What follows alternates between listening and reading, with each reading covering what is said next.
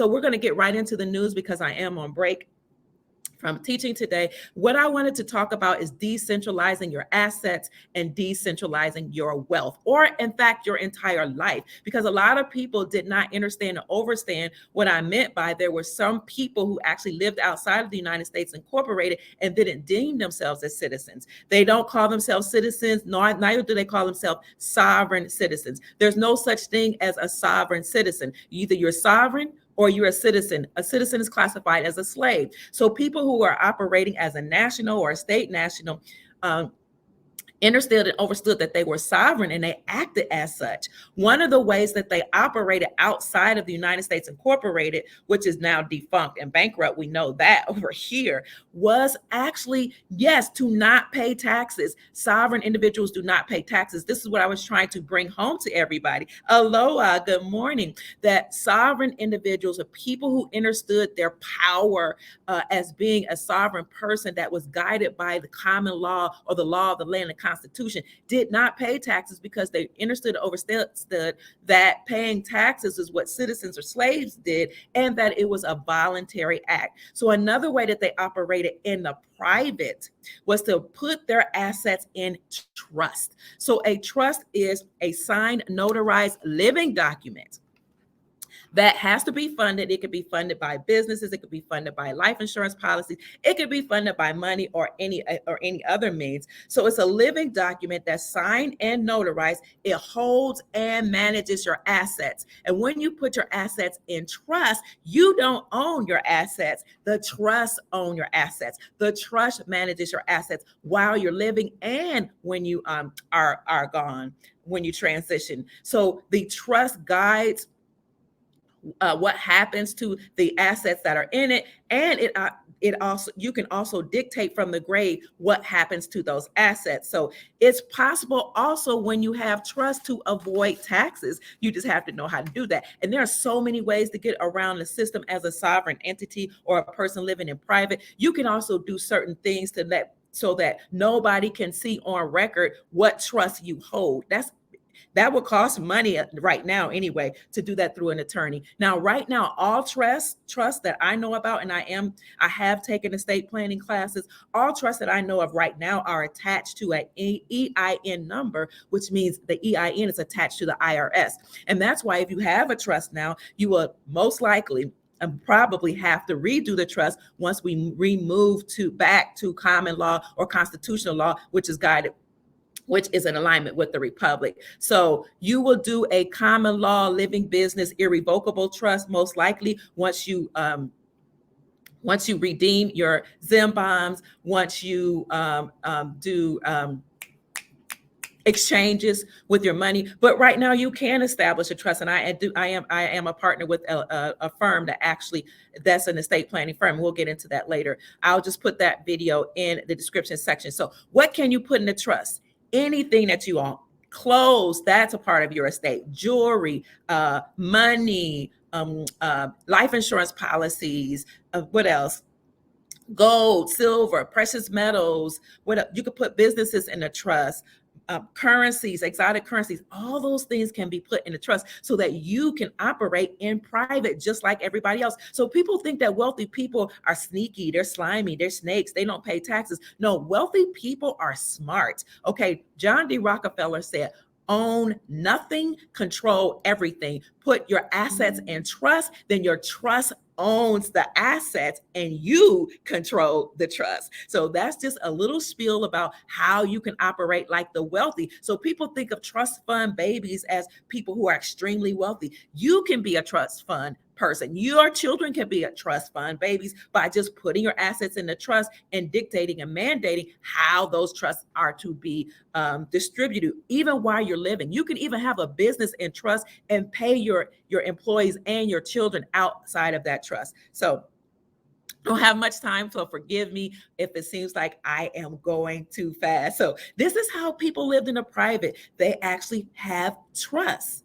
So you also can decentralize your life, decentralize your money. You could trade with gold and silver now. People have done it. I've bought things with precious metals. I've tipped people with precious metals. And what I do is I use my intuition and I just use my discernment to see which person would be most likely to receive that. Now, I promise you, that if you took somebody a couple bars of gold to do some transactions, there are some people on the planet that will say yes to gold and or silver. People all over the world recognize gold and silver as money. So good morning, family. I'm glad you found me too. I'm so happy you're here. So you can have a trust to operate outside of the system, or you can decentralize your life by rolling over your money, your IRAs, your fiat dollars into hard assets like precious metals, gold, silver, copper, palladium, platinum, or you can roll them over into land, businesses. These are all ways you can decentralize your life. Now, if you don't have a whole lot of assets, you still can operate outside of the system by bartering with one another, making agreements with one another. You do my hair. I had people to do my hair. I went to a hair school as an aside. And there were young people, they didn't really know how to do my hair. So they were struggling a little bit. And the teacher came by and helped them. So I paid the students in fiat, but I paid the teacher in with silver. And it was an opportunity for me to teach her about precious metals, to pass on some wealth to her. It wasn't a whole lot, but to pass on a whole lot of wealth to her and to enlighten her about it so that she can then continue to stack. So, and I've also paid for services like legal services. I pay for educational service when I learned how to be an estate planner and how to help people with protecting their assets by being a trust advisor. I actually paid for the class in silver, and it was an opportunity for me to talk to one of my colleagues about decentralizing your life, which he already knew because he knew about trust, but he wasn't really that familiar with silver and gold, precious metals, and why those are important. So that's a way you can operate outside of the system. Now, a lot of people have money in a bank, but you can operate outside of the bank as well. One of the reasons why we have Basel compliances with the banks is because the banks were, doing too much with our money. They were taking our money out and doing all type of things. They were trading with our money because legally they can do that. So what they were doing was so anytime, let me just go back. Anytime you put your money or deposit your money in a bank, then that money is actually a loan to the banks, and the banks can create separate accounts with your money, okay, and use that money to protect themselves, to pay off debt, to speculate, to do all type of things. Yes, this is legal. Now, people will say, but my money is insured up to $250,000, but over that amount, they can take your money and do with it whatever they will. However, we have heard of banks actually doing that to people who didn't have $250,000 in the account. So a lot of people are saying, that this is why we had the Dodd-Frank Act, to kind of protect consumers. But the Dodd-Frank Act, let's look at what the Dodd-Frank Act is. The Dodd-Frank Act was signed into law actually in 2010 by President Obama.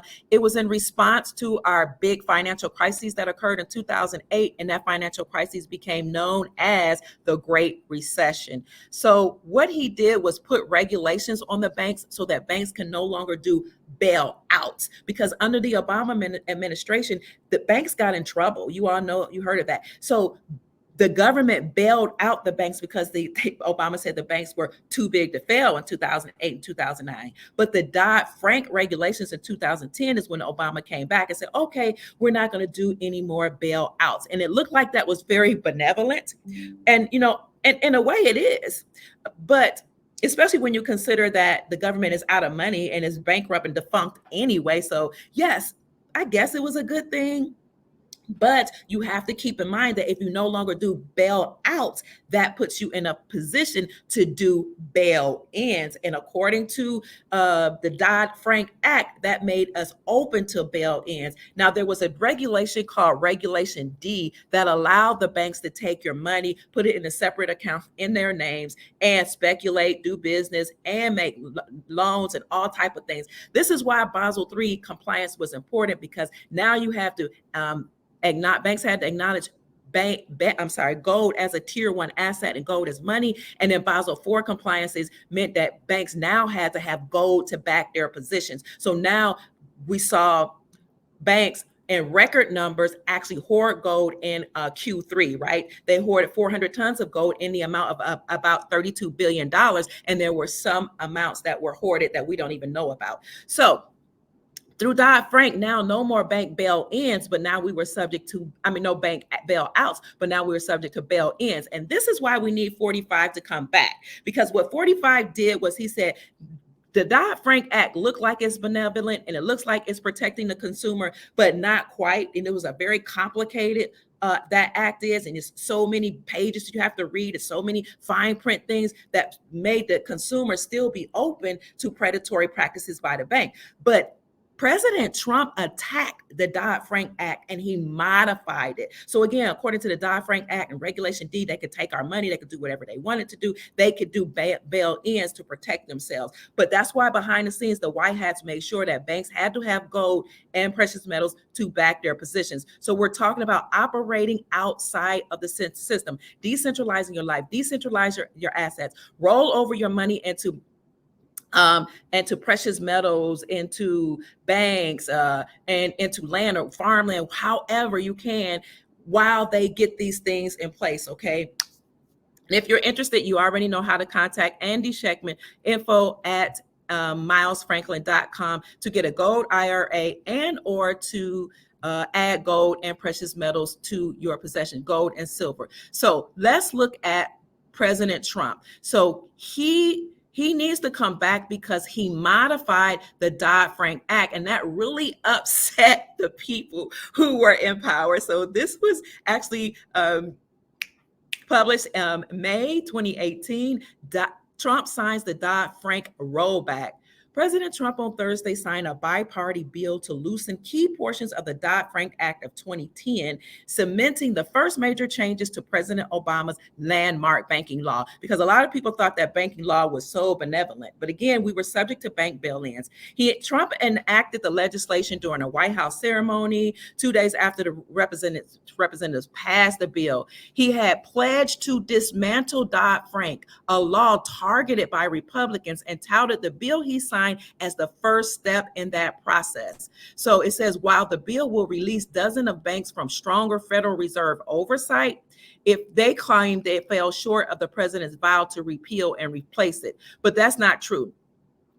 And I'm going to show you what he did by reversing or changing the Dodd-Frank Act. He said, we kept a lot of promises. This is a great day for Americans and a great day for workers. Now, let me show you what he did essentially through the Dodd-Frank Act. And then, family, please forgive me for having to accept my class in a minute or two. So check in, family, and speak to one another. I just want to show you. So let me show you. So, whoops. This is what the Dodd-Frank Act did. I'm going to show you this. He made it clear he wanted to dismantle the act, and it was the first in helping to do so, him coming against that act. So let me just show you. I'm going to send both of these to you, these articles to you, so you can see them. But let me just go over briefly what they did. So the guidelines that he put in place it ensured consumer protection from debt collecting practices. It put stipulations on the bank so they can no longer use our money for speculating. Let me see what else. And it said that banks could no longer use our money for speculating. Banks could no longer steal our money. Banks had to have something to back their positions so that they couldn't do whatever they wanted to do. So I probably need to look for that for you. Let me see, so you can see that for yourself, what the Dodd-Frank Act did. check-in family. Let's see. It was the one we just did, regulations. So basically modifying the Dodd-Frank Act did more to help the people and not just the banks.